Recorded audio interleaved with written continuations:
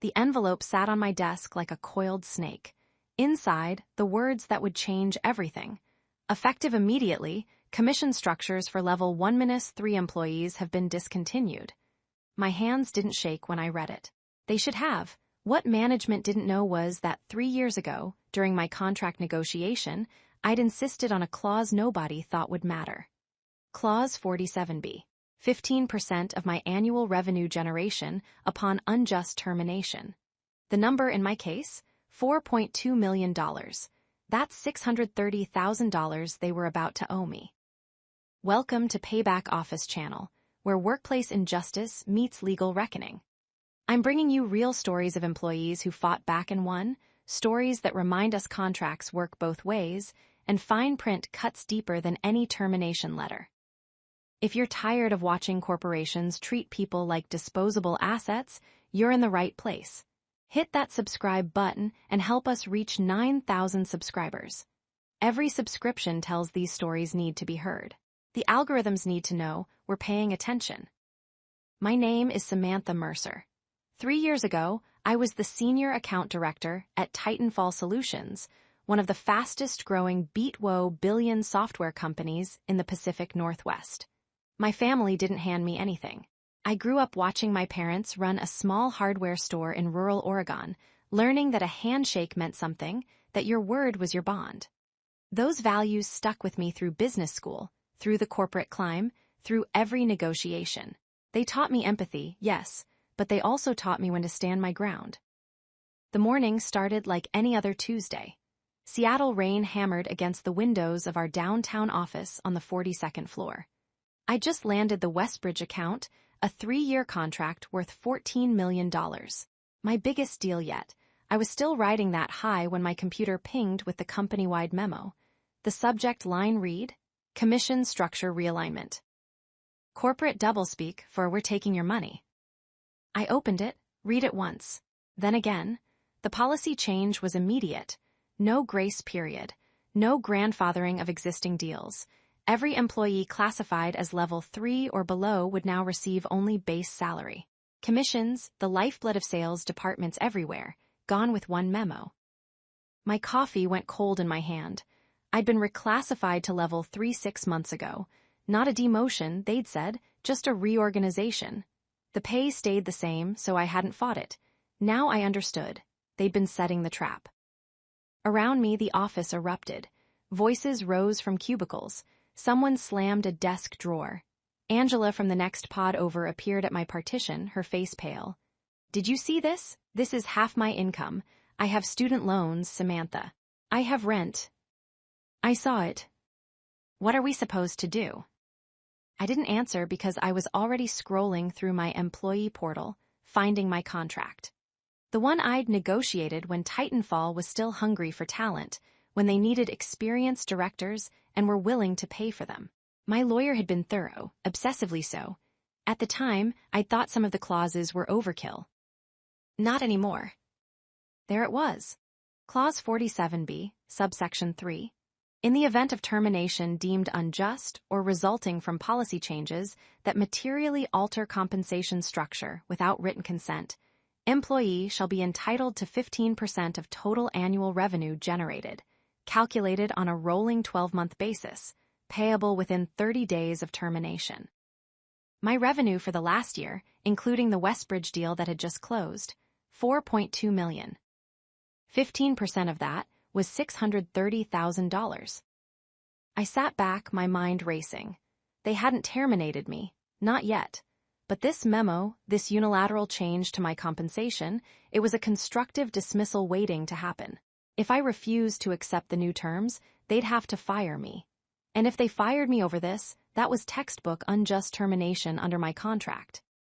Samantha, Angela was still standing there. You okay? You look weird. I'm fine, better than fine actually. She frowned. How can you be fine? They just stole our commissions. Did they get your consent in writing? What? No, this memo is the first I'm hearing about it. Check your contract, the original one you signed. Look for termination clauses, compensation change clauses, anything about unjust dismissal. Angela's eyes widened. You think we can fight this? I know I can.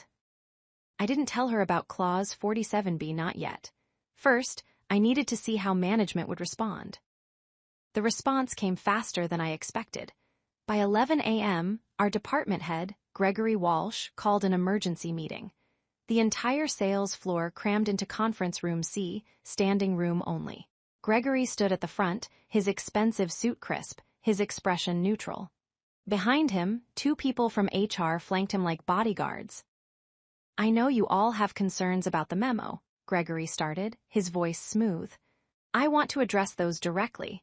This decision came from the executive level. Market conditions have changed. Our investors expect leaner operations.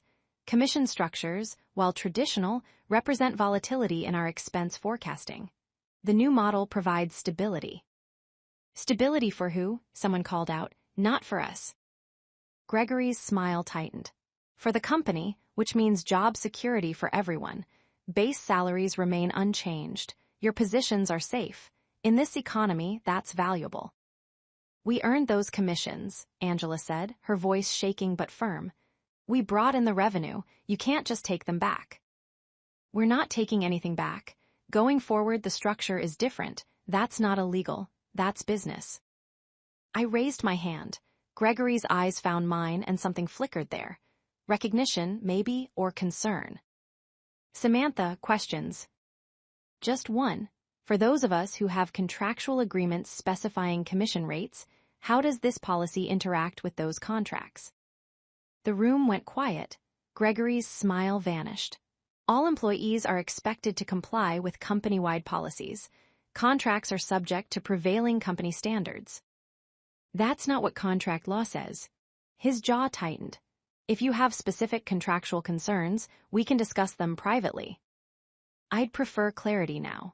If this policy constitutes a material change to my compensation without my written consent, and I don't provide that consent, what happens?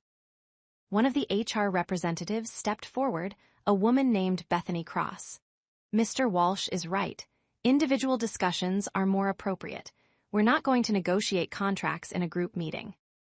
I'm not negotiating. I'm asking about policy application. Bethany's expression hardened. Then let me be clear. This policy is mandatory. Employees who refuse to comply will be considered insubordinate. Insubordination can lead to termination. Is that clear enough? There it was, the threat delivered with corporate efficiency. I smiled, crystal clear, thank you. The meeting dissolved after that. People filed out, some angry, others resigned. Angela caught my arm in the hallway. That was intense. Are you really going to fight them? Yes. Samantha, they just threatened to fire you. I know. And you're smiling. Because they don't know what they just did. Trust me, Angela. Check your contract, talk to a lawyer. Don't just roll over. She nodded slowly, then hurried away. I returned to my desk, opened my email, and started typing. Dear Gregory and Bethany, per our discussion in today's meeting, I am formally declining to consent to the commission structure changes outlined in this morning's memo. My contract, signed July 12, 3 years ago, specifies commission rates and terms that cannot be unilaterally altered without my written agreement. I expect my existing contractual terms to remain in effect. Please confirm receipt of this email and your compliance with my contractual rights. Best regards, Samantha Mercer. I hit send, then I forwarded a copy to my personal email and called my lawyer. His name was Howard Fisk, a contract specialist who'd helped me negotiate my original employment terms. He answered on the second ring. Samantha, been a while. Howard, I need you to dust off my Titanfall contract. They're trying to cancel commissions, and I just told them no. A pause, they threatened termination. Implied it strongly. And you have the clause we put in for unjust dismissal. 15% of annual revenue, yes. Howard whistled low. What's your current revenue generation? 4.2 million. So they're potentially on the hook for $630,000 if they fire you over this. Yes. Do they know about the clause? Their legal department should. It's in my contract, but I don't think management knows. They're acting like they can just steamroll everyone. Okay, don't sign anything. Don't agree to anything verbally. If they terminate you, get it in writing. I'll start preparing. Preparing what? A lawsuit that'll make their legal team wish they'd read contracts more carefully. We hung up. My hands were steady now. The fear had burned away, replaced by something colder. Determination. They'd tried to cheat me, tried to use corporate power to erase promises they'd made. They picked the wrong person. The response from Gregory came 3 hours later, not via email. He appeared at my desk personally, his face tight. My office now. I saved my work, stood, and followed him. People watched as we walked past the cubicles. News traveled fast in offices. Everyone knew I'd challenged the policy. Gregory's office was corner-positioned, windows overlooking Elliott Bay, the kind of view that cost the company extra. He shut the door behind us and gestured to a chair. I remained standing. Sit down, Samantha. I'm comfortable standing. His nostrils flared. Fine, let's make this quick. Your email was inappropriate.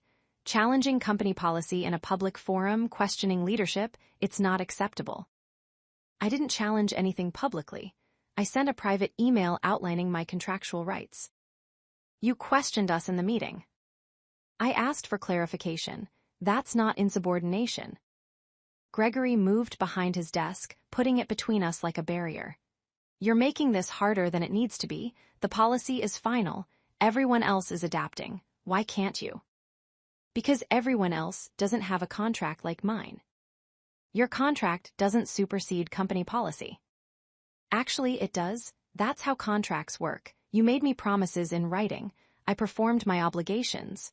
You can't unilaterally void your end. We're not voiding anything. We're updating operational procedures. My compensation isn't an operational procedure.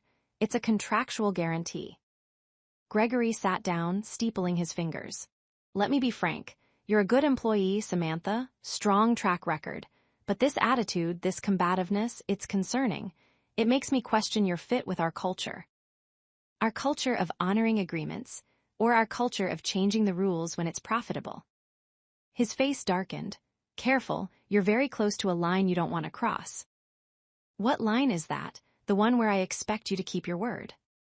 The one where you become more trouble than you're worth. There it was, the real threat, stripped of corporate niceties. I leaned forward, placing my hands on his desk. Gregory, let me be frank right back. I have a contract. That contract has terms. If you terminate me for refusing to abandon those terms, you won't just owe me my commissions. You'll owe me 15% of my total annual revenue. That's $630,000, payable within 30 days. My lawyer is already preparing the paperwork. So before you decide I'm more trouble than I'm worth, maybe run the numbers. His face went pale. What are you talking about? Clause 47B termination provisions. You should have your legal team explain it. Gregory's hand moved to his phone. Get out of my office. Gladly. I walked out, my heart hammering but my stride confident.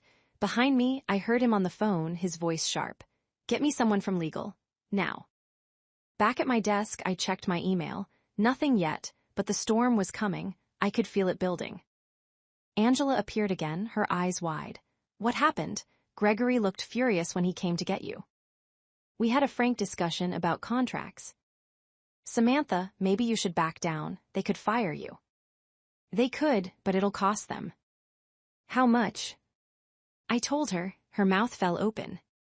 $630,000, that's real. That's what my contract says. How did you get a clause like that? I asked for it. 3 years ago, they were desperate for experienced directors. My lawyer suggested aggressive termination protections. They agreed because they never thought they'd fire me. And if they did, they figured it'd be for cause, which voids the clause. But this isn't for cause. Exactly. This is them changing the deal. If they fire me over it, that's unjust termination. Textbook case. Angela sat down heavily in my visitor chair. They're going to fight you. You know that, right? They have lawyers, resources, everything. So do I. She shook her head, something like admiration in her expression. You're either really brave or really crazy.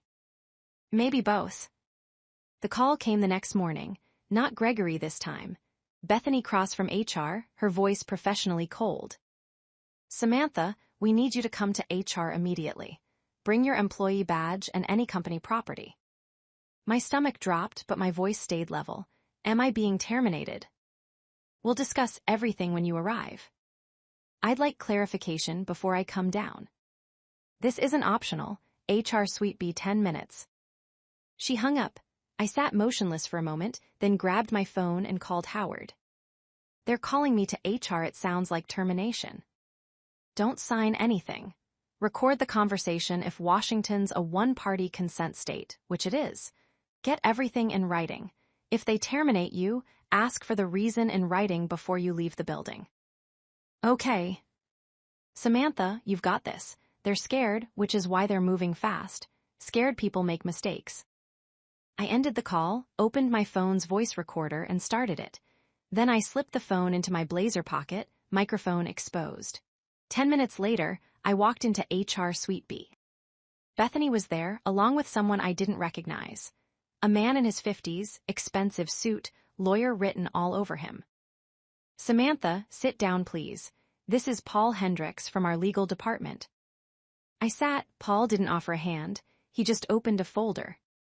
Miss Mercer, we've reviewed your employment file and your recent communications. Your refusal to comply with company policy represents a fundamental breakdown in the employment relationship. As such, we're terminating your employment effective immediately. You'll receive 2 weeks severance, accrued vacation payout, and COBRA information for health insurance. Sign here. He slid a document across the table. I didn't touch it. What's the stated reason for termination? Bethany answered, insubordination and failure to comply with company policies. I'd like that in writing, separate from this severance agreement. Paul's eyes narrowed. The severance agreement outlines everything. I'm not signing that. I want a termination letter on company letterhead stating the reason for my dismissal. Miss Mercer, the severance package is generous. If you refuse it, you get nothing. I'll take nothing over signing away my rights. Paul and Bethany exchanged glances. You're making a mistake, Paul said. This severance offer expires when you leave this room. That's fine. I still want a termination letter. Bethany's jaw clenched. Fine, wait here. She left. Paul stayed, watching me like I was a hostile witness. The silence stretched. After 10 minutes, Bethany returned with a single sheet of paper.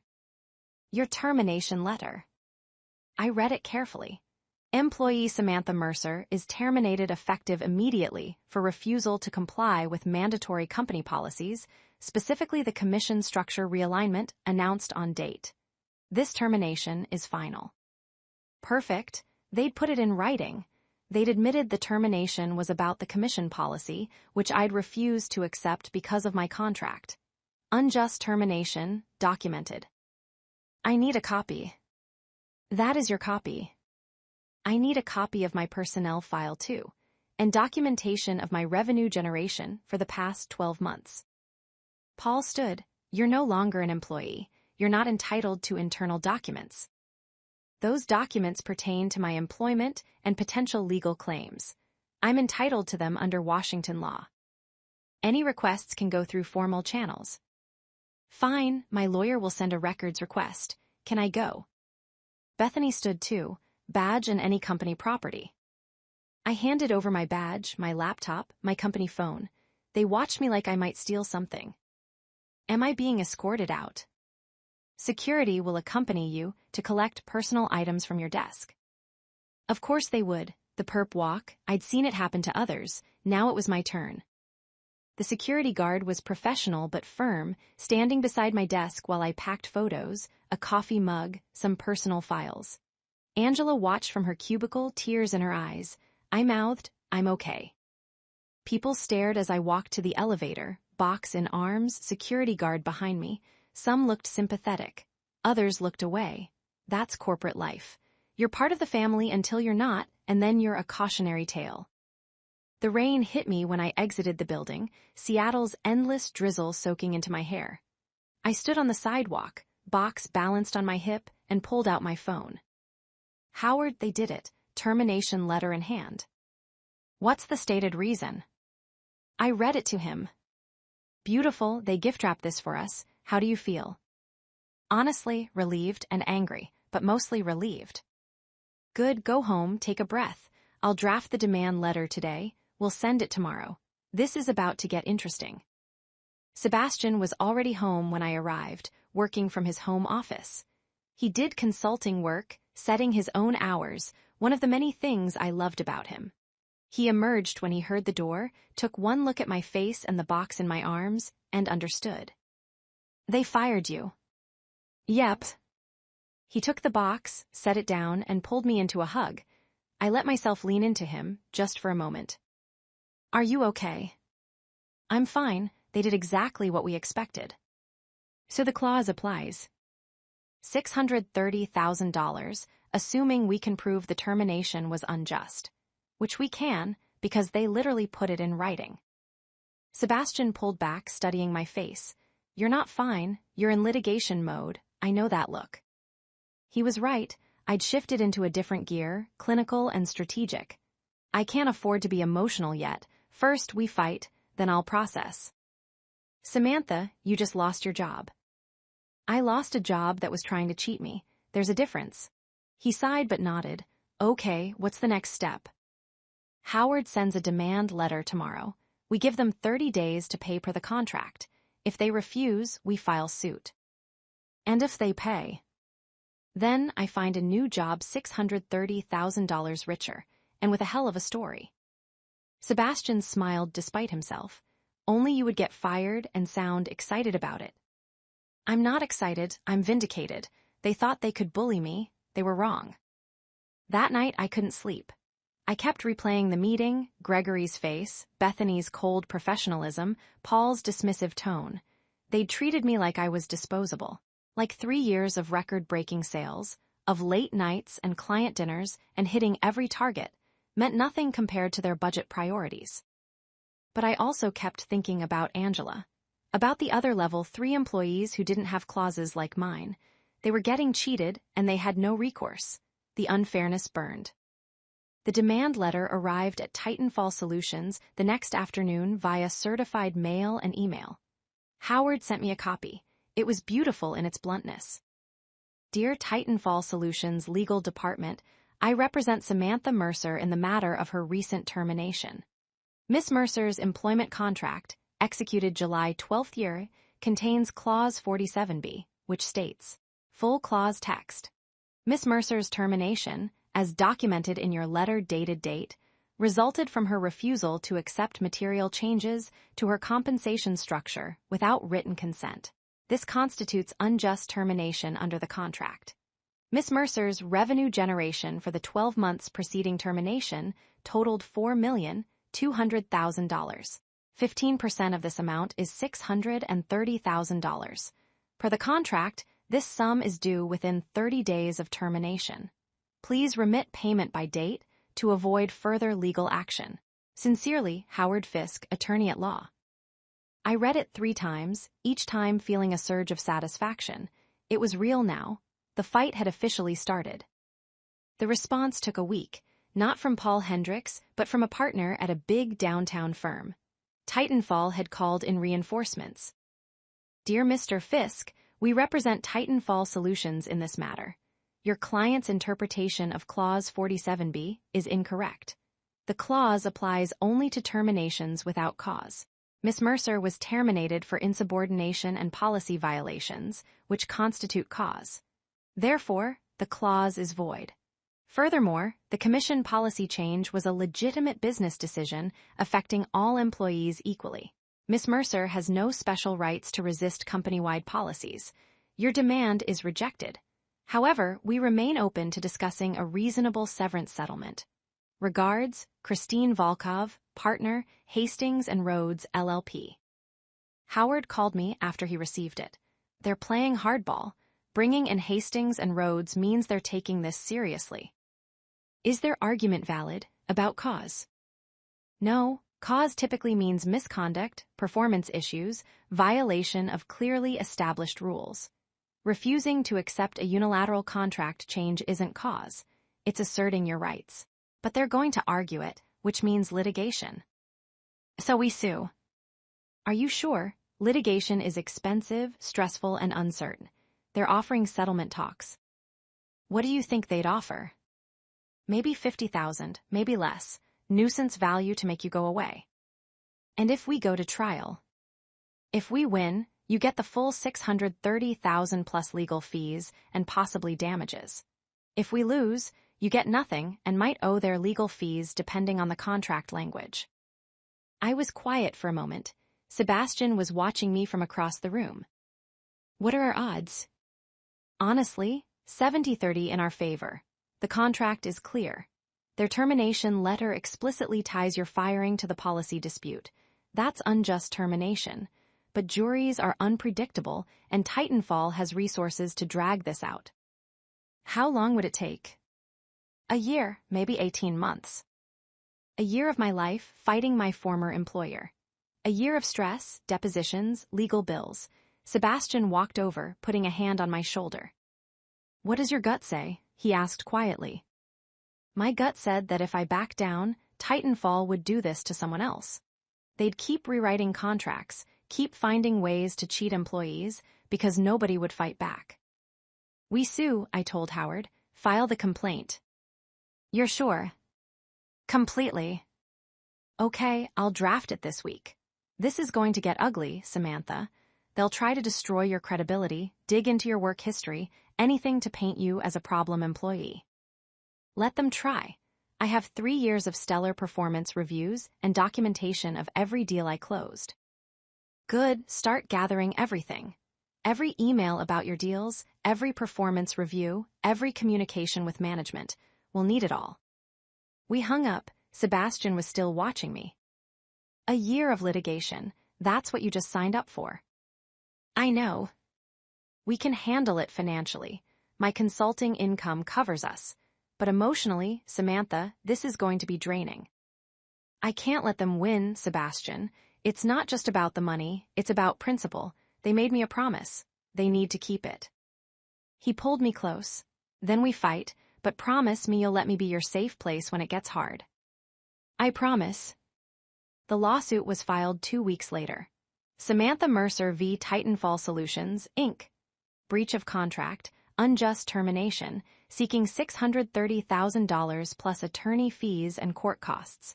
The local legal blog picked it up, running a small story about a fired sales director suing for over $500,000 based on an obscure contract clause. The comments were mixed. Some people called me greedy. Others called me brave. I tried not to read them. Then the media attention grew. A business reporter from the Seattle Times reached out, asking for an interview. Howard advised against it, but I said yes anyway. The story ran on the front page of the business section. Sales director fights back against commission cancellation, seeks $630,000. They'd interviewed employment lawyers, who mostly sided with me. Contracts matter, they said. Companies can't just rewrite terms unilaterally. Titanfall's stock dipped slightly. Not much, but enough that their investors started asking questions. Suddenly, this wasn't just a legal nuisance. It was a PR problem. Angela called me the day the article ran. Samantha, you're famous. Everyone at the office is talking about it. How's the mood there? Divided. Some people think you're being vindictive, but a lot of us, especially in sales, were cheering for you. What you're doing, it matters. I checked my contract like you said. I don't have a clause like yours, but I found a lawyer. We're exploring options.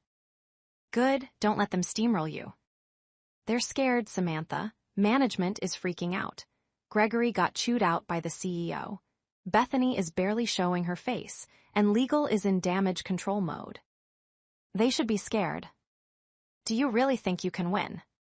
Yes, because I'm right. After Angela hung up, I sat in my home office, staring at the framed photo from my first day at Titanfall. I'd been so excited. The company was growing, the culture seemed good, the opportunities felt endless. Now that person felt like a stranger. But maybe that wasn't a bad thing. That person had trusted too easily. This version of me knew better. Discovery was brutal. Titanfall's lawyers requested every document, email, text message, and communication I'd ever had related to my employment. They deposed me for 8 hours straight, asking the same questions different ways, trying to catch inconsistencies.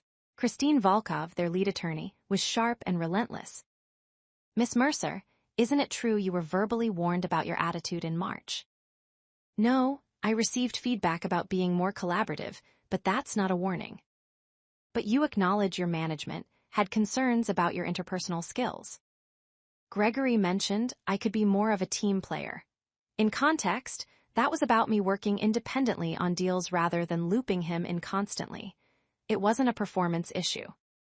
"Yet you admit there was friction between you and management." "I admit Gregory preferred employees who didn't question decisions. I wasn't that employee." "So you were difficult to manage." "I was independent, there's a difference." Christine smiled thinly. "We'll let the jury decide that." Howard objected, and we moved on, but the pattern was clear. They were building a narrative of me as a problem employee, someone they had cause to fire regardless of the commission dispute. We deposed their people too. Gregory was defensive, insisting the commission policy was a sound business decision, and my termination was about insubordination, not retaliation. Bethany parroted the company line. But we also deposed Paul Hendricks, and that's where things got interesting. "Mr. Hendricks, when did you first become aware of Clause 47B in Miss Mercer's contract?" Paul shifted, "During the termination process." "Be specific, when?" "When Gregory called me after his meeting with Miss Mercer."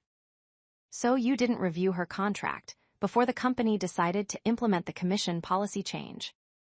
"No, that wasn't my role." "Whose role was it?" "HR handles policy implementation." "But you're legal counsel. Wouldn't it be prudent to review existing employment contracts before making company-wide compensation changes?" "In an ideal world, yes, but we have hundreds of employees. We can't review every contract for every policy. Even when that policy fundamentally changes compensation structures." Paul's jaw tightened.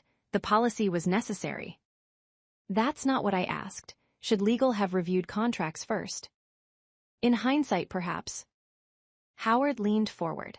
"And if you had reviewed Miss Mercer's contract before implementation, what would you have advised?"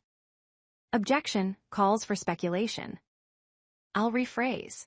Knowing what you know now about Clause 47B, would you have advised management to proceed with terminating Miss Mercer over her refusal to accept the policy change?" Paul hesitated. "I would have advised caution." "Because the clause makes termination expensive." "Because the clause creates potential liability." $630,000 of liability. Potentially. So the company terminated Miss Mercer without fully understanding the contractual consequences. "We understood she was being insubordinate." "Did you understand you'd owe her $630,000? A long pause. "Not initially." That deposition exchange became the centerpiece of our case. Titanfall had acted recklessly, firing me without proper legal review, assuming they could muscle through my objections. Paul's admission that they should have been more cautious was devastating for their defense. The case dragged into month 6. Settlement talks began. Christine Volkov offered $100,000. Howard countered with full payment under the contract. They offered $200,000. We held firm. The trial date approached and their offers climbed. $300,000, $400,000. "They're bleeding," Howard told me during one strategy session. "The legal fees alone are killing them. Plus, the publicity isn't helping. They want this to go away." "Then they should pay what they owe." "Samantha, $400,000 is a strong offer. It's 2/3 of the claim, no risk of trial. It's also admitting I'm only worth 2/3 of my contract. I'm not doing that." "Think practically. Trial could go either way." I met his eyes. "Howard, if I take less, the next person in my position will get lowballed too. Titanfall needs to learn that contracts mean something. Full payment, or we go to trial." He sighed but smiled. "You're a tough client." "You love it." "I really do." 2 weeks before trial, the offer hit $550,000. They were getting desperate. Howard and I debated for hours. Sebastian stayed neutral, saying he'd support whatever I decided. Angela texted me constantly. begging for updates.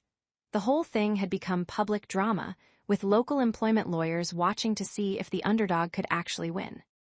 Then, a week before trial, something unexpected happened. 3 other former Titanfall employees contacted Howard. They'd all been fired or had quit after the commission policy change, and they all had contracts with similar clauses. Not as lucrative as mine, but present. They wanted to join the lawsuit as a class. "This changes everything," Howard said. "If we convert this to a class action, Titanfall is looking at millions in liability, not just your $630,000. Can we do that this late?" "It's complicated but possible. The question is, do you want to?" Class actions take longer, the individual payout might be smaller, but the impact is bigger. I thought about Angela, about all the level 3 employees who'd been cheated. What would it mean for them? If we win, every employee affected by the policy change who had contractual protections would get compensation. Could be dozens of people, could be more. "Do it." Howard filed the motion. The judge granted it. Suddenly, Samantha Mercer v. Titanfall Solutions became Mercer et al. V. Titanfall Solutions. The stakes skyrocketed. Titanfall's stock dropped again. Investors started calling for executive accountability. The CEO gave a press conference, insisting the company had acted in good faith and would vigorously defend against these frivolous claims. But behind the scenes, Christine Volkov was panicking. I knew because Howard told me she'd called 3 times in one day asking about settlement. "What's she offering?" I asked. "Full payment of your claim. $630,000 plus legal fees, but only for you. They want you to break from the class." It was tempting. I could walk away with everything I'd asked for, let someone else fight for the class, but that felt like betrayal. "What happens to the class if I take it?" "The case continues, but without you as the named plaintiff. It weakens their position." "Then no, we all settle or none of us do." "Samantha, this isn't your responsibility. You've already done more than anyone expected." "Howard, these people reached out because I fought back. I can't abandon them now." He was quiet for a moment. "You're a rare client, you know that." "So I've been told." Trial started on a cold Monday in November. The courtroom was older, wood-paneled, with high ceilings that made every sound echo. I sat at the plaintiff's table, Howard beside me, with the 3 other named plaintiffs behind us. Across the aisle, Christine Volkov commanded a team of 4 attorneys, all sharp-suited and stone-faced. The jury filed in, 12 people who would decide if my contract meant anything.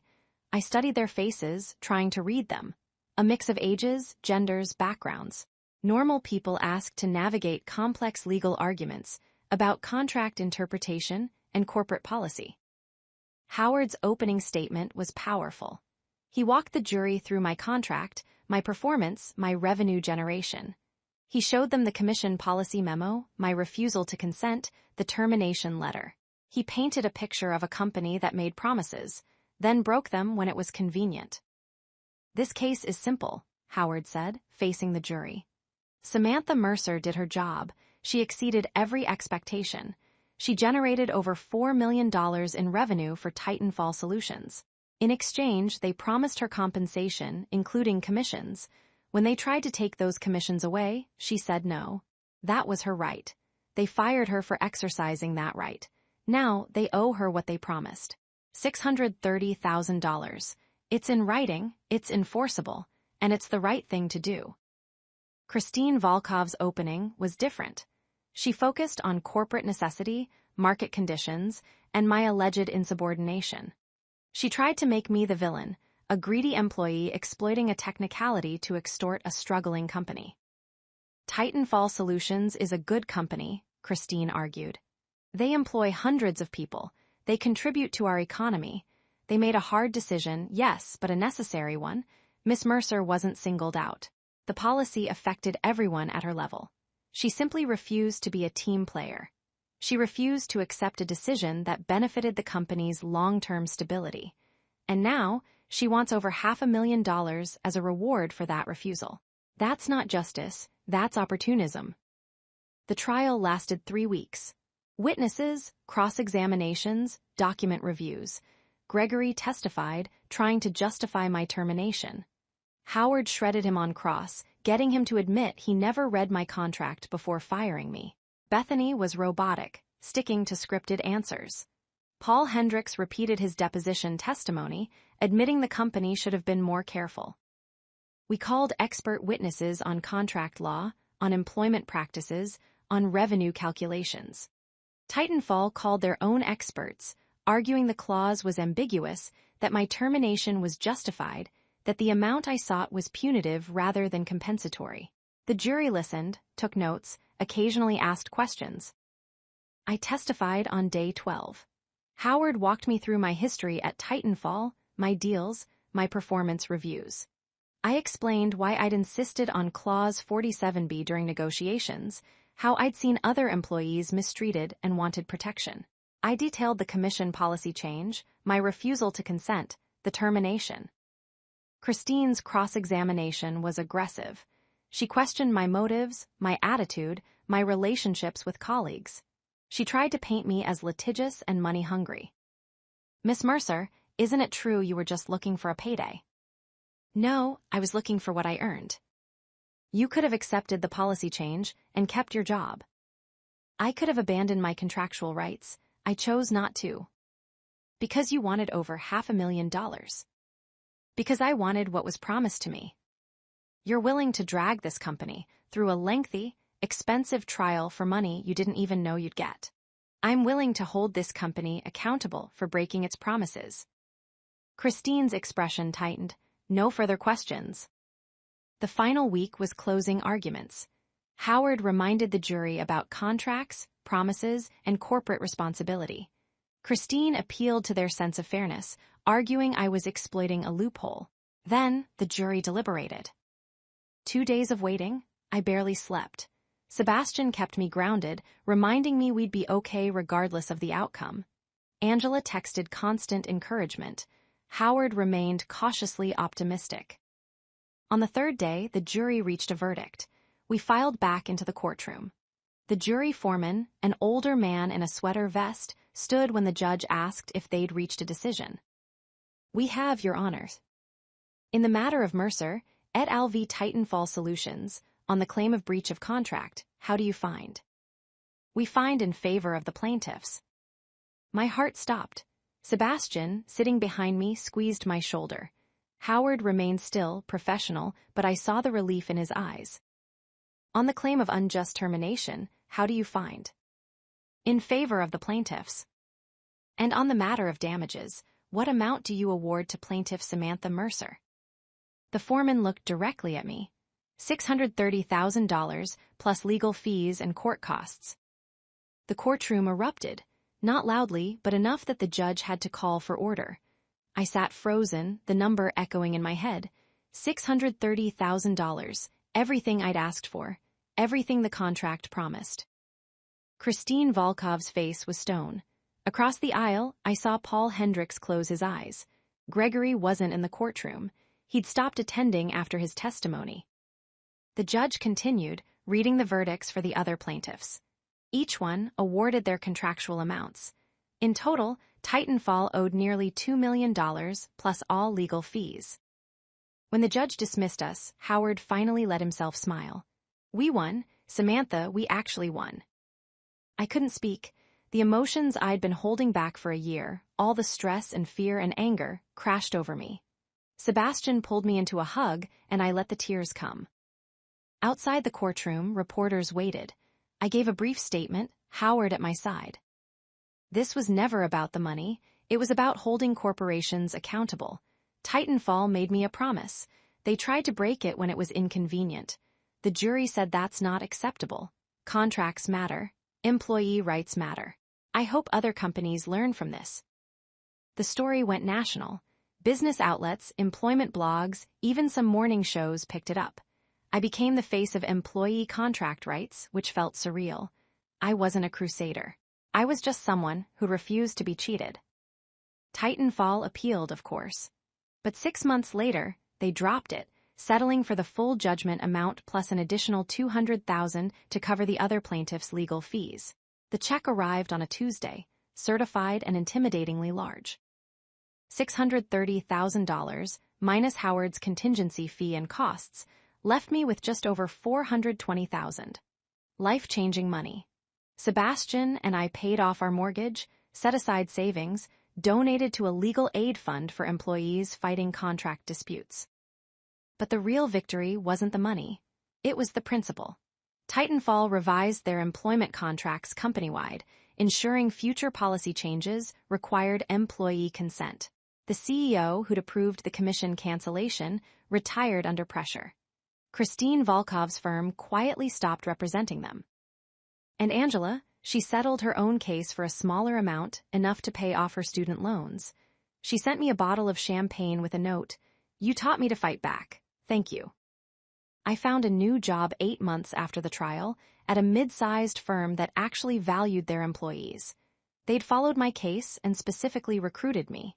My contract negotiations were intense, but fair. I made sure every clause was clear, every promise documented. On my first day, the CEO met with me personally. "We're glad to have you, Samantha. Your reputation precedes you."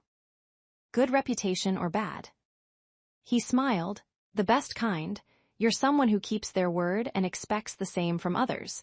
That's exactly the kind of person we want here." I settled into my new office, smaller than my old one but with a better view. Sebastian sent flowers. Angela sent a meme about winning at capitalism. Howard sent a handwritten note, "Proud of you. Don't let them forget who you are." I won't. I'm Samantha Mercer, the woman who fought back and won. The woman who proved contracts aren't just paper, they're promises, and promises matter. Years later, I still get emails from people facing similar situations. Employees whose companies changed terms without consent, who found themselves fired for asserting their rights. I can't help them all, but I try. I share Howard's contact information, offer advice, remind them they're not alone. Because that's what Titanfall tried to make me feel. Alone, powerless, disposable. They were wrong, and every time I help someone else fight back, I prove it again. The corporate world wants us to believe we're replaceable, that fighting back is futile, that the company always wins. But here's the truth they don't want you to know: we have power. In our contracts, in our documentation, in our refusal to accept injustice.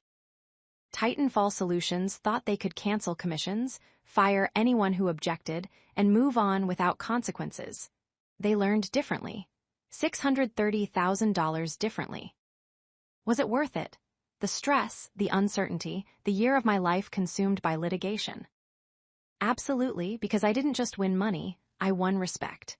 Self-respect, knowing I stood up for myself. And the respect of everyone who watched and thought, maybe I can do that too. If you're facing a similar situation, here's my advice: read your contract. Every word. Understand what you're owed. Document everything. And if they try to cheat you, don't be afraid to fight back. Find a good lawyer. Be prepared for a battle. But know that you can win. Not every case is like mine. Not every contract has a clause like 47B, but every employee has rights, and those rights mean something. Companies count on us not knowing that, not fighting back, accepting whatever they decide. Don't accept it, question it, challenge it, make them honor their promises. That's what I did, that's what won. And that's what I'll keep doing for as long as I'm in this corporate world, because they need to know we're not disposable, we're not powerless, and we're definitely not going quietly. Titanfall Solutions tried to silence me with a termination letter. Instead, they gave me a platform. They tried to cheat me out of commissions. Instead, they owed me over $500,000. They tried to make an example of me. Instead, I made an example of them. The shock was louder than my dismissal, and the victory was sweeter than anything they could have paid me to stay quiet. So if you're watching this and thinking about your own situation, about the unfair policy or the broken promise or the contract you're not sure matters, let me tell you, it matters. You matter. And you have more power than they want you to believe. Use it. Before we wrap up, I want to ask one more thing. If this story resonated with you, if it gave you hope or courage or just reminded you that fighting back is possible, hit that subscribe button. Help us reach 9,000 subscribers. These stories need to be told, and the more of us who share them, the harder it is for companies to keep getting away with this. Every subscription is a voice saying, "We're paying attention. We're not backing down." Thank you for being here. Thank you for listening. And thank you for believing that justice, even in the corporate world, is possible. This is Samantha Mercer, reminding you that contracts cut both ways, and sometimes the fine print is exactly what saves you. Stay strong, fight back, and never let them make you feel like you're not worth what they promised. Until next time, this is Payback Office Channel, where we prove that standing up for yourself isn't just right, it's profitable.